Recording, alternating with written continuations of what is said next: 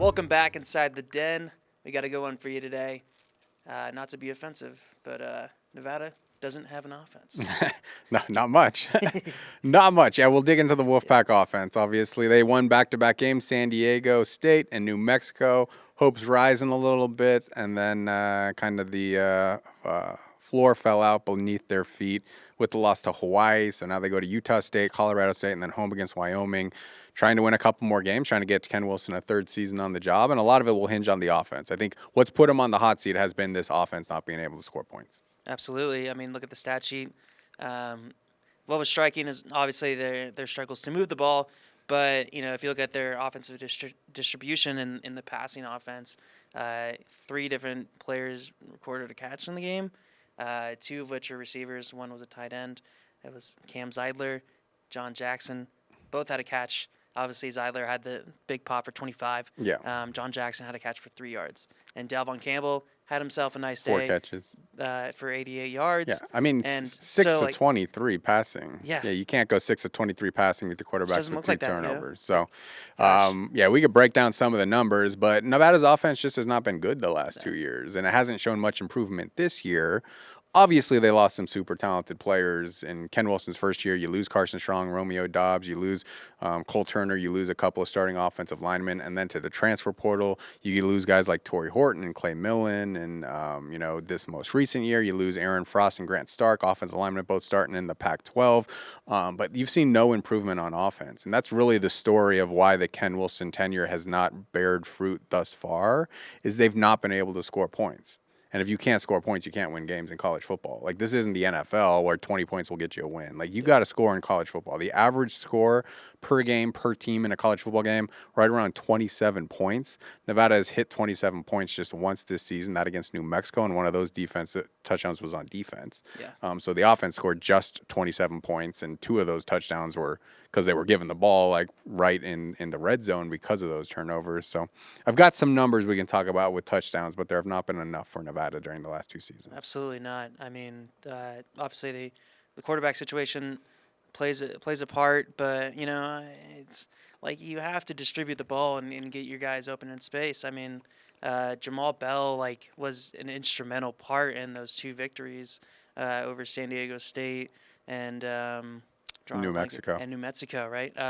They got the ball in varying ways to him, right? Like out of the backfield or as a receiver. I think he finished this game. I wouldn't be surprised. 3 touches for -4 yards, all rushes. Yards. Yes. Yeah. So, it's just not good enough for them to get victories, or much less conference victories. But it's just it's tough to watch, just because they you need points in college football, and it's a game that's catered to it's catered to the offense. You have an advantage on offense. You have a wide field. You have all these defensive penalties on the secondary that you could test and move yourself down the field, and it just feels very arduous and just tough to watch at times. And is that scheme or is that more personnel? What do you fall on that? I mean, it's accountability on everyone. Obviously, it starts with the coaching staff. The coaching staff selects the players. They select the scheme. They select the game plan. They select the plays during the game. And if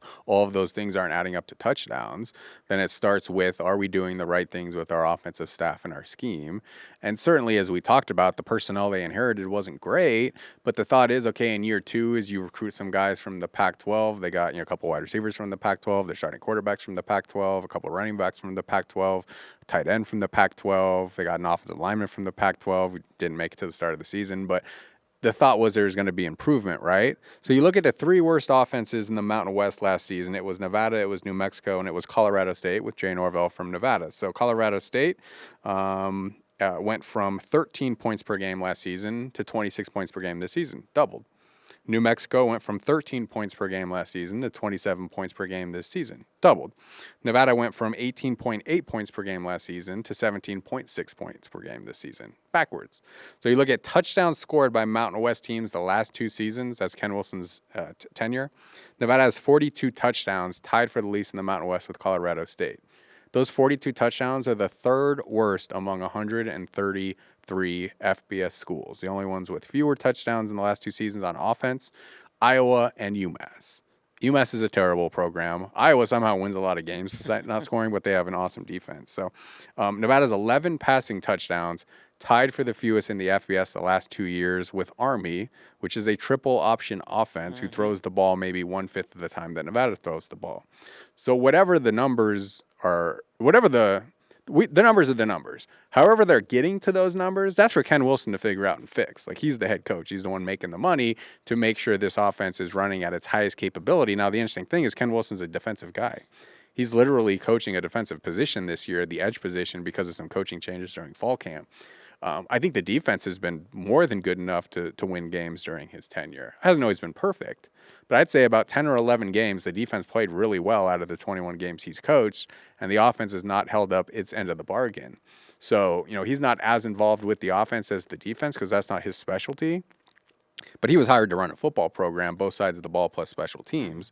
So he's got to figure out how do we fix the offense. And obviously he hasn't made any coaching changes. You saw Angus McClure come in for Jeff Nady in between this season. And then obviously the quarterback coach, Nate Costa, stepped down in fall camp. But he's kind of trusted the system, and this is going to get better. And it hasn't gotten better. And you've seen some comments from him the last couple games, or he's a little bit frustrated with the offense publicly. Yeah. Certainly behind closed doors, I'm sure there's even more frustration there. Yeah. That you're seeing progress on defense, but it's not adding up to wins because of what's happening on the offensive side of the ball. And if he does get a third season, there has to be changes there, major changes, whether it's personnel, whether it's staff, whether it's scheme, whether it's game plan. They can't just keep doing the same thing because, like we said, you saw progress with CSU, you saw progress with New Mexico. No progress with Nevada on offense this year. Yeah, it comes in finding an identity. I know with Jay and Coach Mummy there, they through and through the air raid. You know what you're going to get. You're going to spread your guys out. You're going to distribute the ball, which is kind of it's an identity. As with the Nevada offense, they're just struggling to figure out what they want to do. A staple of their offense recently, obviously, is throwing that go ball down the sideline to Delvon Campbell, but they're not really attacking the middle of the field. They don't have that trust, and I think the Kaleki Latu injury has a big part to play. He obviously got hurt when he caught the ball at the middle of the field and got ripped down.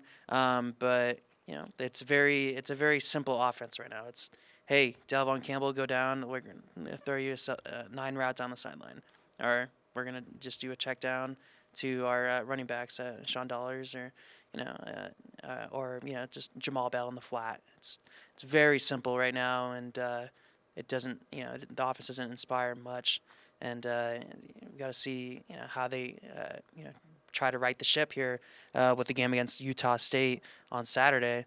But I get change needs to happen, right? So we'll see. I mean, obviously, I think he's going down with the ship. So to speak, not to say it's a for sure thing that he might, will or will not get fired at the end of the season. But, at this point, you're pretty much at the end of the season, 3-4 games left. If I had a hedge in my bet, I'd say, at the very least, I'll have a new offensive staff next year, but it might be a totally new program. And you said change has to happen. We could see change this week against Utah State. I did ask Coach Wilson today, Monday at his press conference, his weekly press conference, whether Brendan Lewis is still the starter at quarterback. Mm-hmm. Every time I've asked that this season, it's a yes. And we still trust AJ Bianco to come in if we need him. This week it's an open competition. We'll go through practice. We'll name a starter early in practice. So I'm sure they've actually named a starter to the team by this point. But I would not be surprised if you see AJ Bianco in place of Brendan Lewis. Brendan Lewis has started 22 college games. So you kind of know what you have there, right? Mm-hmm. And, Brendan Lewis he's tried his best. He's been, very good running the ball. And I think he's been very good throwing deep balls as well. He's hit a number of those. But the intermediate passing game, being able to consistently move the chains, obviously, they've struggled. It's easy to say, just change the quarterback and everything will be all right. Mm-hmm. I don't think that's the case. I think AJ Bianco is a very talented player, but he is a redshirt freshman. He's never started a college game. When you see him back there, he's taken more sacks than Brendan Lewis, putting the ball in risk a little bit more than Brendan Lewis in terms of potential turnovers. But that's what you're going to get with the young quarterback. And I think if you're Ken Wilson and you knew you were going to get a third year, I think you would turn the offense over to AJ Bianco, even if it means he might not be quite as ready to lead teams to wins because of taking those sacks, negative plays, because of maybe some turnovers. Like I said, Brendan Lewis, 22 starts. You kind of know what you have there. AJ Bianco, you want to see what you have there and how much he can develop by getting those reps, by learning, how much time he has in the pocket, by being able to dump the ball off a little bit more rather than trying to go for the more intermediate or long shot, which is what Coach Wilson talked about, why he takes a few more sacks and maybe has, a little bit more turnover prone to his game right now because he wants to make the big play and believes in himself. Get him out there these last 3 games. Let him learn on the job. Let him get better. We saw against Hawaii, he's a very good runner, 64 rushing yards. I think he's right up there with Brendan Lewis. He's obviously had a couple of deep balls. I mean, that Texas State game, that USC game. I think if I were Coach Wilson, I would turn this thing over to AJ Bianco. Maybe he sparks you. Maybe you get another win or 2 at the end of the season, but more for building toward the future. It's just hard to do that if you feel like you have to win a couple more games this season to get a 3rd year, and maybe you feel like Brendan Lewis gives you the best chance right now. Neither of these guys played all that great against Hawaii. Both of them have shown flashes, but not enough consistency, drive in and drive out to lead the team. And you look at Utah State, they're number 1 in the Mountain West in scoring. So this is a very good offense that they're going to be going up against. Nevada's not winning this game unless they score 27 plus points. So which quarterback gives you the best chance of doing that? That's for the coaches to figure out. Like, I'm never going to criticize scheme all that much because I know I don't know as much from a scheme perspective as the coaches who are putting their blood, sweat, and tears to try and figure out a game plan to win games and move the ball. I can just point out the stats and say that whatever they're doing is not working, and maybe it is injury related. Their tight end room has been decimated by injuries. Obviously, they lost Sean Dollars for a game. Ashton Hayes at the running back room, he's been out for a while.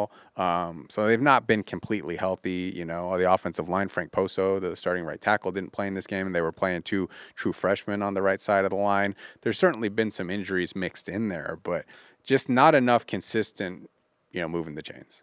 Yeah, I mean, that's kind of the name of the game. We look at their higher scoring outputs of the season against like Kansas or just their better performances. They were able to successfully run the ball on the ground and then distribute the ball in intermediate spaces.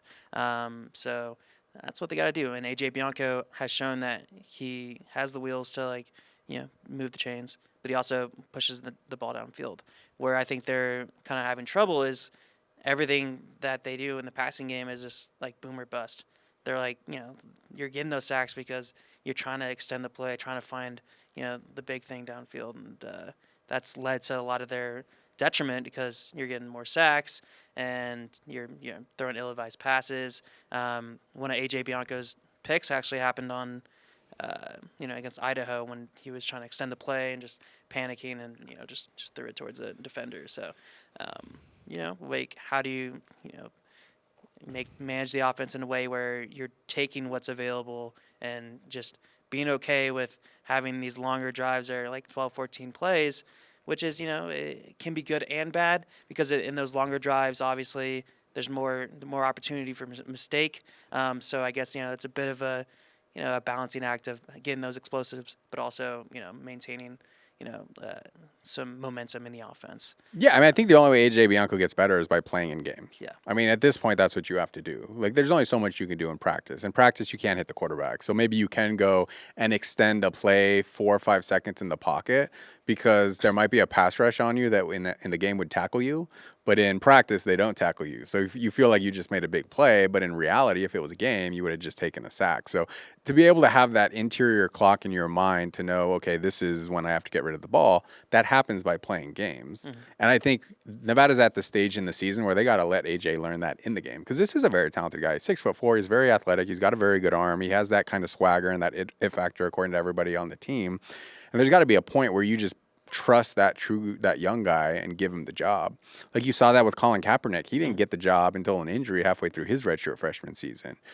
Cody Fajardo's first playing season at Nevada, his redshirt freshman season, it was between him and Tyler Lantrip the entire season. They were going back and forth until he got it his sophomore season and really took off. Yeah, Carson Strong. Yeah, Carson Strong was the same way. I mean, redshirt freshman season, has that great game against Purdue and then starts throwing some interceptions and struggling. Also picked up a little bit of an injury in that Oregon game, gets sat on the bench for a couple of games. Then he comes back, finishes that redshirt freshman season strong. And then as a sophomore is the Mountain West Offensive Player of the Year. Not to say that A.J. Bianco is going to be Colin Kaepernick, Cody Fajardo, or Carson Strong. Those are very high aspirations. Yeah. Cody Fajardo is literally playing in a Canadian Football League semifinal this weekend for a spot in the Grey Cup. Obviously, Colin Kaepernick's the greatest quarterback in program history. And Carson Strong won back-to-back Mountain West Player of the Year awards on the offensive side. But all of those guys, as great as they were not great early on, or they had to go through some battles to get the job. I mean, Colin Kaepernick's first start, he did put 67 points up at Boise State. So he was there, but it took him a while. It took him halfway through the season just to win the starting job. So, there's always going to be that, we kind of trust this veteran a little bit more not to make mistakes, so we're going to ride with him just because he won't blow the game for us. But will he go out and win the game for you? And that's not what's happened thus far with Nevada's quarterback situation. Maybe A.J. Bianco is eventually that guy who can go out and win the game for you rather than trying to just maybe get to 17 to 20 points and not make mistakes. Who's the guy who's going to go out and get you 30 points? And I feel like that might be A.J. Bianco, even though there's going to be a lot of growth and difficulty in the, beginning part of him being a starter. That's just how it works. And, it's hard for Nevada to turn it over to him if they feel like they got to win some games to be able to get that third season. So I think that's why it's important when you have conversations with your athletic director and your football coach, where are we right now? What do we have to do? And, if Stephanie Remp said, hey, you're coming back for year 3, I think they would be empowered to be like, okay, A.J. Bianco needs to be out there. We got to see what we have there. So going into year 3, we know whether that's the guy or we got to go into the transfer portal. So it'll be interesting. We'll see who plays against Utah State. But if I were Nevada, I'd say A.J. Bianco, go out there, make mistakes, make big plays, and go out and give your best, and we'll see what happens. Mm-hmm. Yeah, that gunslinger mentality. There's obviously differences between all those quarterbacks. There's like a saying about how a quarterback you either can win with or win because of, and obviously Kaepernick, we talk about him. You won because of him, because of his ability to create out of nothing, right? Because of his legs and his cannon arm that he could just throw from any platform. Carson Strong, obviously cannon arm, but it kind of a perfect match for the air raid offense. So it's like, how does Nevada find that identity for Bianco going forward? And another question is, does the staff even, are they going to be around for his maturation? Is a third party going to come in and be like, oh, this kid showed some good things down the stretch there, even though he, forced some stuff and threw some picks, but, he went out as a gunslinger and he has the potential there. So what are your feels on how Nevada can perform this weekend in Utah? I know that the Aggies are a potent scoring offense, so I'd say they have to score points this weekend and keep up. Yeah, they do. I mean, Utah State, when I checked a couple of weeks ago, was one of 3 teams in the conference that was top 3 in the Mountain West in scoring offense and bottom 3 in the Mountain West in scoring defense. So they've played a lot of high-scoring games. They did just win in double overtime against San Diego State. That's a team Nevada beat, so the Wolfpack maybe takes some solace. Hey, we beat San Diego State. They struggled to beat San Diego State. But Nevada's going to have to go out and score some points. I think running the ball is so key for this team. When they've not run for 130 yards, they've never won a game under Coach Wilson. They've got to get the run game going, and I think A.J. Bianco showed that he can do a lot of that dual threat stuff that Brent Lewis also does, and using his legs. That will shrink the amount of possessions that Utah State gets. That will increase their time of possession and clock and being able to move the chains, and then you build your pass game off of that. They weren't able really to run against Hawaii. They were completely manhandled up front. And Coach Wilson honestly said, if we pass protect and play on the offensive line against anybody like we did against Hawaii, the quarterback's not going to have success because the quarterback's going to get hassled the entire game. So they certainly have to be better up front against Utah State, and I think they'll have the chance to do that. Utah State's front 7 defensively is not great. They've actually been switching between a couple of quarterbacks as well. Cooper Lagasse started the season, then lost the job, and then came back and then lost the job, and then he did finish that game against San Diego State coming off the bench to rally them to a win. The difference is they're playing two quarterbacks, and they've both been pretty successful. Nevada's playing two quarterbacks, and they're both kind of struggling. As we talked about, 11 passing touchdowns the last two seasons under Ken Wilson in 21 games. Like, that's a really, really low number. Yeah, half a touchdown. So, yeah, they've got to be better passing, but that does start with the physicality of the offensive line. That does start with your run game, and then everything kind of, falls into place off of that. So we'll see. After playing a very physical game against San Diego State and New Mexico and winning that battle, they clearly lost it against Hawaii. Mm-hmm. So I think they're being challenged behind closed doors. Like, hey, you guys were soft against Hawaii. Like, how do you get back to playing like you did the previous two games and set the tone up front against the Aggies? Yeah, it's interesting. I mean, Coach Sage came from the Chip Kelly tree at UCLA, and that offense is kind of known for being like breakneck speed and tiring out opponents. We're gonna just hit you with speed and make your defense get 70, 80 snaps a game where they're gonna be dead at the end. And it just seems like they're not getting many snaps. They're not running much tempo. They're not getting like speed players out in space. So yeah, it's a challenge to put a finger on the pulse of like the identity of this offense, but they definitely got to show up if Ken Wilson and staff like want to maintain their current roles at Nevada.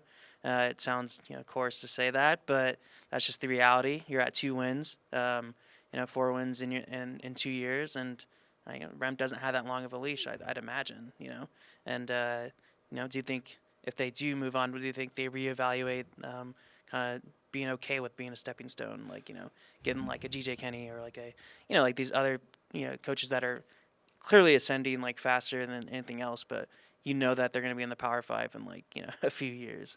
Yeah, I mean, I think if you knew that you were going to hire a coach and that coach was going to be in the Power 5 a couple of years, that's fine. That means that he had success at your stop. Obviously, the thought with Ken Wilson is he's going to be loyal to the program and he's going to stay here even if there's success. And I get that line of thinking, and I think everybody still hopes that he does turn this thing around and he has success and he is loyal and he shows that kind of Chris Alt longevity. But I think if you're an athletic director, you need to hire the best coach you can for your job to win games. And if that means that it's like Eric Musselman and he's gone after 4 years, but he did these great things, like that's a hell of a hire. That's awesome. Mm-hmm. If it means that it's Jay Johnson and he's only two years here and then he goes to Arizona and then he wins a national title at LSU, that means you made a hell of a hire, giving this guy his first opportunity, and now he's winning national championships at another school. Mm-hmm. I mean, the bottom line is Nevada can't pay what Power 5 schools pay. They can't even pay the Mountain West median for a lot of their positions. But that doesn't mean that you can't hire coaches that are going to one day leave you because they are that good. Like, there's nothing wrong with that. I mean, that's a lot of corporations is you have to hire someone on the ground floor that's destined for bigger or better things, but you get them during a couple of years when they're getting that growth. Like, I don't believe in hiring someone who's going to be quote unquote loyal, because nobody's loyal in college athletics. Everyone's going to take the bigger paycheck when it comes. Like, that's just the bottom line.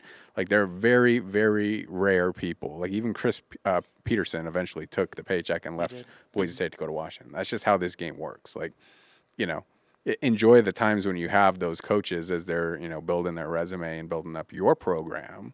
I guarantee you that Eric Musselman gave so many memories to the Wolfpack fan base that they'll never forget that it hurts when they leave, but they wouldn't trade those memories for another coach who's going to stay here for 15 or 20 years, but not win at that level that they won at. So yeah, I think hiring like the loyal coach doesn't really resonate with me. That doesn't make a lot of sense. Yeah. And there's no obligation for that coach to stay there and take 1/4 of their net value of their net worth. Like, Eric Musselman's a $5 million a year coach. Nevada could offer him $1 million. It's not his fault that he's that good of a coach. It's not his obligation to take 20% of his value to stay at Nevada. I don't get that. Like, I can see being upset with Jane Ravel going to Colorado State because that was fairly lateral. Although, he went from making $625,000 here to like 1.3 at Colorado State. Like, who's not going to double their salary? Right. Work for better, administration. Work with better facilities. They have an indoor facility and a brand new stadium. Work in a better recruiting area. Like, everyone's going to do that. If Ken Wilson came here and had a ton of success and Washington State or Oregon, the two schools he was previously at, came calling and said, we want to make you head coach. Ken Wilson loves Nevada. He would be dumb not to take those jobs. Absolutely. So, I would just go with who's the best coach I can hire and pay that's going to have the most success here? And when Stephanie Remp evaluates that, if she thinks it's still Ken Wilson after the year, then he needs to have that job. If she thinks it's someone else, then unfortunately she has to make a decision. Like that's the job of the AD. It's not easy, handing out pink slips if you have to do that on occasion. But her number one responsibility is to make Wolfpack athletics as strong as possible. And if Wolfpack football is not having success and driving revenue, Wolfpack athletics as a whole certainly cannot be successful because of how important football and men's basketball are financially to the health of Nevada athletics. Yeah, we sit here 3 games remaining: Utah State, Wyoming. Utah State, Colorado State, Wyoming. Some juicy games there, obviously, with the storyline of Norvell and Colorado State. But you'd have to imagine 2 of the last 3 is the minimum probably for Ken, right? I'm not in Stephanie Rem's head, so I don't know. I think if they get the 4 wins this year, he 100% gets a third year. He would deserve it. Right. Go 4-4 in conference after going 0-8 last year. I've been telling people for a long time the 3-win number is the one that's interesting to me. Yeah. I think they go 2-10 back-to-back years. You're probably looking for a new coach. Right. I think if you go from 2-10 to 4-8, it certainly deserves the third year given what he inherited. Progress. I think you go from 2-10 to 3-9. Then that's a more difficult situation, and then that's I think every college football coach really deserves 3 or 4 years. It's really hard to turn around programs, especially one that was decimated on the way out like Nevada was. But you have to see progress, and you have to be able to sell a vision to your fan base. And it's hard to sell a vision to your fan base if it's back-to-back 2-10s. So, I really like Ken Wilson. I think he's hugely professional. Yeah. I think he's a very good defensive coach. Obviously from our perspective, it's never fun to cover people getting fired and having their lives completely changed. And when you move on from a head coach, you're affecting the lives of 20 or 30 staffers around them. So I don't think anybody's rooting for Ken Wilson to not have a job here at Nevada after this year. But again, it comes down to what's best for Nevada athletics. That's Stephanie Remp's entire job. That's Brian Sandoval's entire job.